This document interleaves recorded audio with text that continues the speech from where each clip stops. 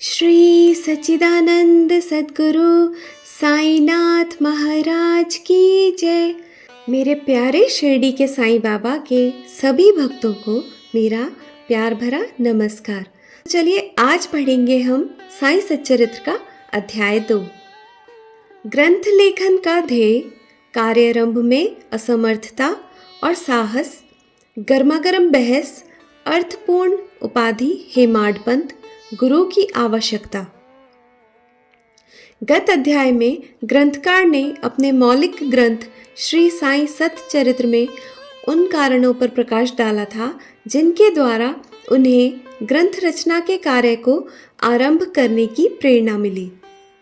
अब वे ग्रंथ पठन के योग्य अधिकारियों तथा अन्य विषयों का इस अध्याय में विवेचन करते हैं।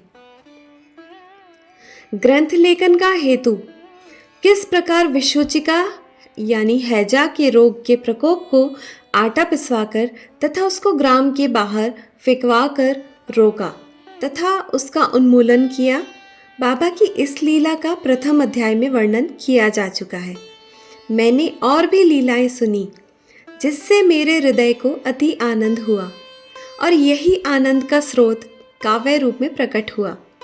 मैंने यह भी सोचा कि इन महान आश्चर्यजनक लीलाओं का वर्णन बाबा के भक्तों के लिए मनोरंजक एवं शिक्षाप्रद सिद्ध होगा तथा उनके पाप समूल नष्ट हो जाएंगे। इसलिए मैंने बाबा की पवित्र जीवन गाथा और उनके मधुर उपदेशों का लेखन प्रारंभ कर दिया। श्री साईं की जीवनी ना तो उलझनपूर्ण है और न संकीर्ण है, वरन सत्य और आध्यात्मिक मार्ग का वास्तविक दिग्दर्शन कराती है। कार्य आरंभ करने में असमर्थता और साहस। श्री हेमाडपंत को यह विचार आया कि मैं इस कार्य के लिए उपयुक्त पात्र नहीं हूँ। मैं तो अपने परम मित्र की जीवनी से भी भली भांति परिचित नहीं हूँ और न ही अपनी प्रकृति से। तब फिर मुझ सरीखा मूढ़मती भला एक महान संत पुरुष की जीवनी लिखने का दुस्साहस कैसे कर सकता है। अवतारों की प्रवृत्ति के वर्णन में वेद भी अपनी असमर्थता प्रकट करते हैं। किसी संत का चरित्र समझने के लिए स्वयं को पहले संत होना नितांत आवश्यक है। फिर मैं तो उनका गुणगान करने के सर्वथा अयोग्य ही हूँ। संत की जीवनी लिखने में एक महान साहस की आवश्यकता है और कहीं ऐसा ना हो कि 4 लोगों के समक्ष हास्य का पात्र बनना पड़े। इसलिए श्री साईं बाबा की कृपा प्राप्त करने के लिए मैं ईश्वर से प्रार्थना करने लगा। महाराष्ट्र के संत श्रेष्ठ श्री ज्ञानेश्वर महाराज का कथन है कि सच्चरित्र के रचयिता से परमात्मा अति प्रसन्न होता है। तुलसीदास जी ने भी कहा है कि साधु चरित शुभ सरस कपासु, निरस विशद गुणमय फल जासु, जो सही दुख पर छिद्र दुरावा, वंदनीय जेहि जग जस पावा। भक्तों को भी संतों की सेवा करने की इच्छा बनी रहती है। संतों की कार्य पूर्ण करा लेने की प्रणाली भी विचित्र ही है। यथार्थ प्रेरणा तो संत ही किया करते हैं, भक्त तो निमित्त मात्र या कहिए कि कार्य पूर्ति के लिए एक यंत्र मात्र है। उदाहरणार्थ शक सन 1700 में कवि महीपति को सच्चरित्र लेखन की प्रेरणा हुई। ईश्वर ने संतों में अतः प्रेरणा पैदा की और कार्य पूर्ण हो गया। इसी प्रकार शक सन 1800 में श्री दासगणों की सेवा स्वीकार हुई। महीपति ने 4 काव्य रचे, भक्त विजय, संत विजय, भक्त लीलामृत और संत लीलामृत, और दासगणों ने केवल 2, भक्त लीलामृत और संत कथामृत, जिसमें आधुनिक संतों के चरित्रों का वर्णन है। भक्त लीलामृत के अध्याय 31, 32 और 33 तथा संत कथामृत के 57वें अध्याय में श्री साईं बाबा की मधुर जीवनी तथा अमूल्य उपदेशों का वर्णन सुंदर एवं रोचक ढंग से किया गया है। इनका उदाहरण श्री साईं लीला पत्रिका के अंक 11, 12 और 17 में दिया गया है। पाठकों से इनके पठन का अनुरोध है। इसी प्रकार श्री साईं बाबा की अद्भुत लीलाओं का वर्णन एक बहुत सुंदर छोटी सी पुस्तिका श्री साईनाथ भजनमाला में किया गया है।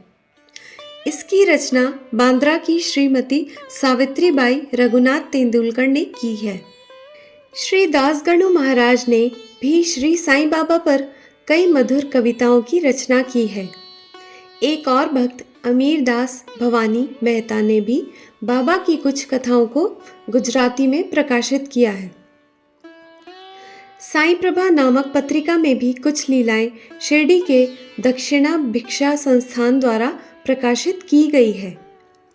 अब प्रश्न यह उठता है कि जब श्री साईनाथ महाराज के जीवन पर प्रकाश डालने वाला इतना साहित्य उपलब्ध है, फिर एक और ग्रंथ श्री साईं सच्चरित्र रचने की आवश्यकता ही कहाँ पैदा होती है? इसका उत्तर केवल यही है कि श्री साईं बाबा की जीवनी सागर के सदृश अगाध, विस्तृत और अथाह है। यदि उसमें गहरे गोते लगाए जाएं, तो ज्ञान एवं भक्ति रूपी अमूल्य रत्नों की सहज ही प्राप्ति हो सकती है, जिससे मुमुक्षुओं को बहुत लाभ होगा। श्री साईं बाबा की जीवनी, उनके दृष्टांत एवं उपदेश महान आश्चर्य से परिपूर्ण है। दुख और दुर्भाग्यग्रस्त मानवों को इनसे शांति और सुख प्राप्त होगा तथा लोक व परलोक में श्रेयस की प्राप्ति होगी।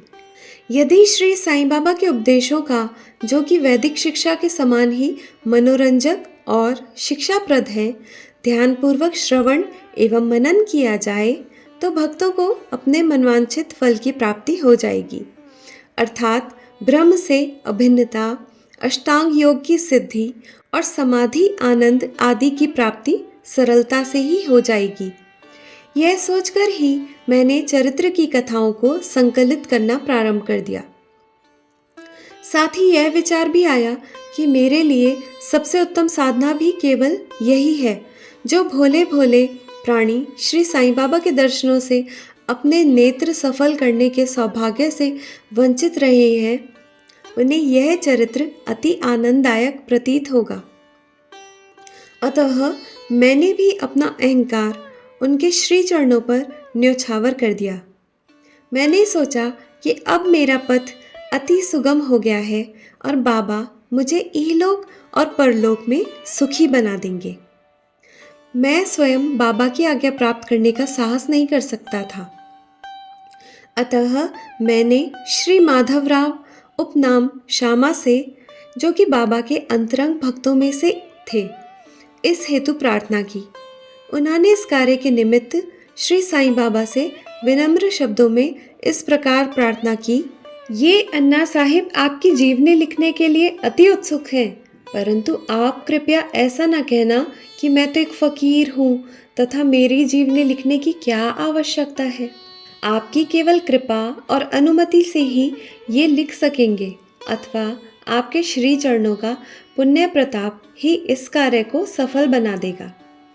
आपकी अनुमति तथा आशीर्वाद के अभाव में कोई भी कार्य यशस्वी नहीं हो सकता। यह प्रार्थना सुनकर बाबा को दया आ गई। उन्होंने आश्वासन और उदी देकर अपना वरद हस्त मेरे मस्तक पर रखा और कहने लगे कि इन्हें जीवनी और दृष्टांतों को एकत्रित कर लिपिबद्ध करने दो। मैं इनकी सहायता करूँगा। मैं स्वयं ही अपनी जीवनी लिखकर भक्तों की इच्छा पूर्ण करूँगा, परंतु इनको अपना अहम त्याग कर मेरी शरण में आना चाहिए। जो अपने जीवन में इस प्रकार आचरण करते हैं, उसकी मैं अत्यधिक सहायता करता हूँ। मेरी जीवन कथाओं की बात तो सहज है। मैं तो इन्हें घर बैठे अनेक प्रकार से सहायता पहुँचाता हूँ। जब इनका अहम पूर्णतः नष्ट हो जाएगा और खोजने पर लेश मात्र भी न मिलेगा, तब मैं इनके अंतःकरण में प्रकट होकर स्वयं ही अपनी जीवनी लिखूंगा। मेरे चरित्र और उपदेशों के श्रवण मात्र से ही भक्तों के हृदय में श्रद्धा जागृत होकर सरलता पूर्वक आत्मानुभूति एवं परमानंद की प्राप्ति हो जाएगी। ग्रंथ में अपने मत का प्रतिपादन और दूसरों का खंडन तथा अन्य किसी विषय के पक्ष या विपक्ष में व्यर्थ के वाद विवाद की कुचेष्टा नहीं होनी चाहिए। अर्थपूर्ण उपाधि हेमाडपंत। वाद विवाद शब्द से हमको स्मरण हो आया कि मैंने पाठकों को वचन दिया है कि हेमाडपंत उपाधि किस प्रकार प्राप्त हुई इसका वर्णन करूंगा। अब मैं उसका वर्णन करता हूँ। श्री काका साहेब दीक्षित व नाना साहेब चांदोरकर मेरे अति घनिष्ठ मित्रों में से थे। उन्होंने मुझसे शिरडी जाकर श्री साईं बाबा के दर्शनों का लाभ उठाने का अनुरोध किया। मैंने उन्हें वचन दिया, परंतु कुछ बाधा आ जाने के कारण मेरी शिरडी यात्रा स्थगित हो गई। मेरे एक घनिष्ठ मित्र का पुत्र लोनावला में रोगग्रस्त हो गया था। उन्होंने सभी संभव आदि भौतिक आध्यात्मिक उपचार किए, परंतु सभी प्रयत्न निष्फल हुए और ज्वर किसी प्रकार भी कम न हुआ। यह घटना देखकर मुझे विचार आया कि जब गुरु एक बालक के प्राणों की भी रक्षा करने में असमर्थ हैं, तब उनकी उपयोगिता ही क्या है। और जब उनमें कोई सामर्थ्य ही नहीं, तब फिर शिरडी जाने से क्या प्रयोजन। ऐसा सोचकर मैंने यात्रा स्थगित कर दी। परंतु जो होना है वह तो होकर ही रहेगा, और वह इस प्रकार हुआ। प्रांताधिकारी नाना साहेब चांदोरकर बसई के दौरे पर जा रहे थे। वे ठाणा से दादर पहुंचे तथा बसई जाने वाली गाड़ी की प्रतीक्षा कर रहे थे। उसी समय बांद्रा लोकल आ पहुंची, जिसमें बैठकर वे बांद्रा पहुंचे तथा शिरडी यात्रा स्थगित करने के लिए मुझे आड़े हाथों लिया।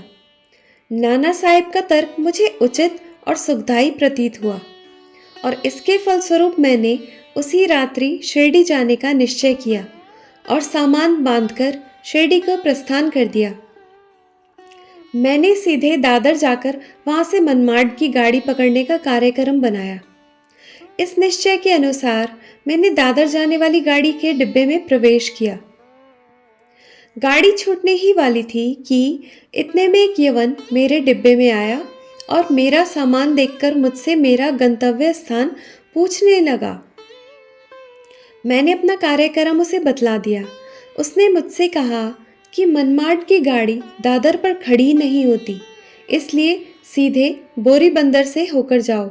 यदि यह एक साधारण सी घटना घटित न हुई होती तो मैं अपने कार्यक्रम के अनुसार दूसरे दिन शिरडी न पहुंच सकने के कारण अनेक प्रकार की शंका कुशंकाओं से घिर जाता, परंतु ऐसा घटना न था। भाग्य ने साथ दिया और दूसरे दिन 9-10 बजे के पूर्व ही मैं शिरडी पहुंच गया। यह सन 1910 की बात है, जब प्रवासी भक्तों के ठहरने के लिए साठेवाड़ा ही एकमात्र स्थान था। तांगे से उतरने पर मैं श्री साईं बाबा के दर्शन के लिए बड़ा लालायित था। उसी समय भक्त प्रवर श्री तात्या साहेब नूलकर मस्जिद से लौटे ही थे। उन्होंने बतलाया कि इस समय श्री साईं बाबा मस्जिद के मोड़ पर ही है। अभी केवल उनका प्रारंभिक दर्शन ही कर लो और फिर स्नान आदि से निवृत्त होने के पश्चात सुविधा से भेंट करने जाना। यह सुनते ही मैं दौड़कर गया और बाबा की चरण वंदना की। मेरी प्रसन्नता का पारावार न रहा। मुझे क्या नहीं मिल गया था। मेरा शरीर उल्लासित हो गया और क्षुधा और तृषा की सुधि जाती रही। जिस क्षण से उनके भव विनाशक चरणों का स्पर्श प्राप्त हुआ, मेरे जीवन में एक नूतन आनंद प्रवाह बहने लगा। मैं उनका स्मरण कर उन्हें मानसिक प्रणाम किया करता हूँ, जैसा कि मेरे अनुभव में आया कि श्री साईं के दर्शन में ही यह विशेषता है कि विचार परिवर्तन, सांसारिक भोगों से वैराग्य बढ़ जाता है। केवल गत जन्मों के अनेक शुभ संस्कार एकत्रित होने पर ही ऐसा दर्शन प्राप्त होना सुलभ हो सकता है। पाठकों, मैं आपसे शपथ पूर्वक कहता हूँ कि यदि आप श्री साईं बाबा को एक दृष्टि भरकर देख लेंगे तो आपको संपूर्ण विश्व ही साईं में दिखलाई पड़ेगा। गर्मा गर्म बहस। शिरडी पहुंचने के प्रथम दिन ही बाला साहेब तथा मेरे बीच गुरु की आवश्यकता पर वाद विवाद छिड़ गया। मेरा मत था कि स्वतंत्रता त्याग कर पराधीन क्यों होना तथा जब कर्म करना पड़ता है तब गुरु की आवश्यकता ही कहाँ रही। प्रत्येक को पूर्ण प्रयत्न कर स्वयं को आगे बढ़ाना चाहिए। गुरु शिष्य के लिए करता ही क्या है, वह तो सुख से निद्रा का आनंद लेता है। इस प्रकार मैंने स्वतंत्रता का पक्ष लिया और बाला साहेब ने प्रारब्ध का। उन्होंने कहा कि जो विधि लिखित है वह घटित होकर ही रहेगा। इसमें उच्च कोटि के महापुरुष भी असफल हो गए हैं। कहावत है, मेरे मन कछु और है, विधाता के कछु और। फिर परामर्श युक्त शब्दों में बोले, भाई साहेब, यह निरी विद्वता छोड़ दो, यह अहंकार तुम्हारी कुछ भी सहायता न कर सकेगा। इस प्रकार दोनों पक्षों के खंडन मंडन में लगभग 1 घंटा व्यतीत हो गया और सदैव की भांति कोई निष्कर्ष न निकल सका। इसलिए तंग और विवश होकर विवाद स्थगित करना पड़ा। इसका परिणाम यह हुआ कि मेरी मानसिक शांति भंग हो गई तथा मुझे अनुभव हुआ कि जब तक घोर दैहिक बुद्धि और अहंकार ना हो तब तक विवाद संभव नहीं। वस्तुतः यह अहंकार ही विवाद की जड़ है। जब अन्य लोगों के साथ मैं मस्जिद गया तब बाबा ने काका साहब को संबोधित कर प्रश्न किया कि साठेवाड़ा में क्या चल रहा था, किस विषय में विवाद था। फिर मेरी ओर दृष्टिपात कर बोले कि इन हेमाड पंत ने क्या कहा। ये शब्द सुनकर मुझे अधिक अचंबा हुआ। साठेवाड़ा और मस्जिद में पर्याप्त अंतर था। सर्वज्ञ या अंतर्यामी हुए बिना बाबा को विवाद का ज्ञान कैसे हो सकता था। मैं सोचने लगा कि बाबा हेमाडपंत के नाम से मुझे क्यों संबोधित करते हैं। यह शब्द तो हेमाद्री पंथ का अपभ्रंश है। हेमाद्री पंथ देवगिरी के यादव राजवंशी महाराजा महादेव और रामदेव के विख्यात मंत्री थे। वे उच्च कोटि के विद्वान, उत्तम प्रकृति और चतुर्वर्ग चिंतामणि, जिसमें आध्यात्मिक विषयों का विवेचन है, और राज प्रशस्ति जैसे उत्तम काव्यों के रचयिता थे। उन्होंने ही हिसाब किताब रखने की नवीन प्रणाली का आविष्कार किया था और बही खाते की पद्धति को जन्म दिया था।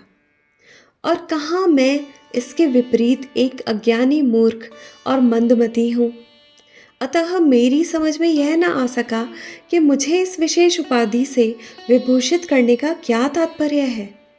गहन विचार करने पर मैं इस निष्कर्ष पर पहुंचा कि कहीं मेरे अहंकार को चूर्ण करने के लिए ही तो बाबा ने इस अस्त्र का प्रयोग नहीं किया है, ताकि मैं भविष्य में सदैव के लिए निर्भिमानी एवं विनम्र हो जाऊं। अथवा कहीं यह मेरे वाक चातुर्य के उपलक्ष्य में मेरी प्रशंसा तो नहीं है। भविष्य पर दृष्टिपात करने से प्रतीत होता है कि बाबा के द्वारा हेमाडपंत की उपाधि से विभूषित करना कितना अर्थपूर्ण और भविष्य गोचर था। सर्वविदित है कि कालांतर में दाभोलकर ने श्री साईं बाबा संस्थान का प्रबंध कितने सुचारू एवं विद्वतापूर्ण ढंग से किया था। हिसाब किताब आदि कितने उत्तम प्रकार से रखे तथा साथ ही साथ महाकाव्य श्री साईं सच्चरित्र की रचना भी की। इस ग्रंथ में महत्वपूर्ण और आध्यात्मिक विषयों जैसे ज्ञान, भक्ति, वैराग्य, शरणागति व आत्मनिवेदन आदि का समावेश है। गुरु की आवश्यकता, इस विषय में बाबा ने क्या उद्गार प्रकट किए, इस पर हेमाडपंत द्वारा लिखित कोई लेख या स्मृति पत्र प्राप्त नहीं है, परंतु काका साहेब दीक्षित ने इस विषय पर उनके लेख प्रकाशित किए हैं। बाबा से भेंट करने के दूसरे दिन हेमाडपंत और काका साहेब ने मस्जिद में जाकर घर लौटने की अनुमति मांगी। बाबा ने स्वीकृति दे दी। किसी ने प्रश्न किया, बाबा कहाँ जाएं? उत्तर मिला, ऊपर जाओ। प्रश्न, मार्ग कैसा है? बाबा, अनेक पंथ हैं, यहाँ से भी एक मार्ग है, परंतु यह मार्ग दुर्गम है, तथा सिंह और भेड़िए भी मिलते हैं। काका साहेब, यदि पथ प्रदर्शक भी साथ हो तो? बाबा कहते हैं, तब कोई कष्ट न होगा। पथ प्रदर्शक तुम्हारी सिंह, भेड़िए और खंदकों से रक्षा कर तुम्हें सीधे निर्दिष्ट स्थान पर पहुंचा देगा, परंतु उसके अभाव में जंगल में मार्ग भूलने या गड्ढे में गिर जाने की संभावना है। दाभोलकर भी उपर्युक्त प्रसंग के अवसर पर वहां उपस्थित थे। उन्होंने सोचा कि जो कुछ बाबा कह रहे हैं वह गुरु की आवश्यकता क्यों है। इस प्रश्न का उत्तर है, उन्होंने सदा के लिए मन में यह गांठ बांध ली, अब कभी इस विषय पर वाद विवाद नहीं करेंगे कि स्वतंत्र या परतंत्र व्यक्ति आध्यात्मिक विषयों के लिए कैसे सिद्ध होगा। प्रत्युत इसके विपरीत यथार्थ में परमार्थ लाभ केवल गुरु के उपदेश पालन में ही निहित है। इन उपदेशों का वर्णन मूल काव्य ग्रंथ के इसी अध्याय में किया गया है, जिसमें लिखा है कि राम और कृष्ण महान अवतारी होते हुए भी आत्मानुभूति के लिए राम को अपने गुरु वशिष्ठ और कृष्ण को अपने गुरु संदीपनी की शरण में जाना पड़ा था। इस मार्ग में उन्नति प्राप्त करने के लिए केवल श्रद्धा और धैर्य, यही दो गुण सहायक हैं। श्री सद्गुरु साईनाथ अर्पणमस्तु। शुभम भवतु। ओम साई राम, ओम साई राम, ओम साई राम।